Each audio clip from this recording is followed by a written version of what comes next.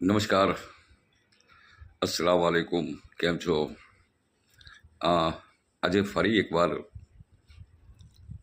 જે ઘટના ઘટી છે અને જે પ્રવૃત્તિ થઈ છે તેના વિશે મારે કહેવું છે. સૌથી પહેલાં તો હું ગુજરાત પ્રદેશ કોંગ્રેસ માઇનોરિટીના અધ્યક્ષ માનનીય વજીર ખાન સાહેબને સલામ કરું છું.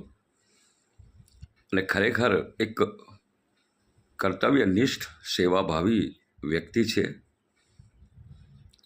સાહેબ. મેં એક જ વખત ખાલી મારા જે રિલેટિવ્સ હતા એમના થ્રુ મારી ટિકિટ માટે મેં ભલામણ કરાવી હતી. અને આ સજ્જન વ્યક્તિ કે ખરેખર એક સેવાકીય કાર્યોમાં, રાજકીય કાર્યોમાં અને સમાજના લગતા કોઈપણ કાર્યોમાં દર વખતે અગ્રેસર રહેતા વજીર ખાન પઠાણ સાહેબે જ્યારે આ બાબતે તપાસ કરી અને પાલનપુર વોર્ડ નંબર 5ની સીટ માટે મેં જે દાવેદારી કરી હતી સામાન્ય સીટ પર, અને એમાં દાવેદારી હતી સરફરાજ સિંધીની, ત્યારે તેમણે માઇનોરિટીના પ્રમુખ અને પ્રદેશના જે રિયાઝભાઈ અને હારૂન દાયમાને કહ્યું. એટલે એમણે આ બાબતથી અવગત કરવાના બદલે તેમણે સરફરાજ ખાન સિંધી વિશે જણાવ્યું કે તેમણે સામાન્યમાં ફોર્મ ભર્યું છે.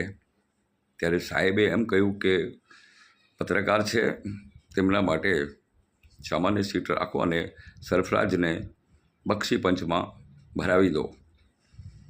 જ્યારે આ બાબતથી વાત થઈ સરફરાજ સિંધીને કહ્યું તો સરફરાજ સિંધીએ થોડું વિચારી અને બક્ષી પંચમાં ભરવા માટે તેઓ સંમત થયા.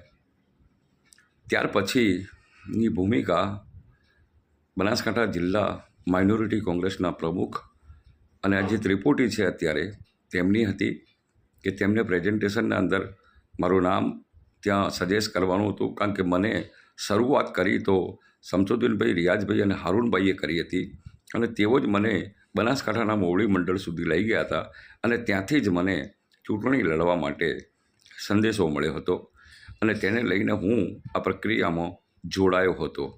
પરંતુ જ્યારે પણ મારી ટિકિટ કપાઈ કે મારો વિરોધ થયો અને મને સાઇડ આઉટ કરવામાં આવ્યો, ત્યાર પછી મને સંપૂર્ણ વિગત કારણ કે પત્રકાર છું એટલે ઇન્વેસ્ટિગેશન મારો સબ્જેક્ટ છે, એટલે મેં તમામ પ્રક્રિયાની ઇન્વેસ્ટિગેશન કરતાં ઘણું બધું સત્ય મારી સામે બહાર આવ્યું હતું. તેમાં જે લોકોએ મને અહીંથી ઉપાડ્યો, જે માઇનોરિટીના આજે ત્રિપુટી છે એમણે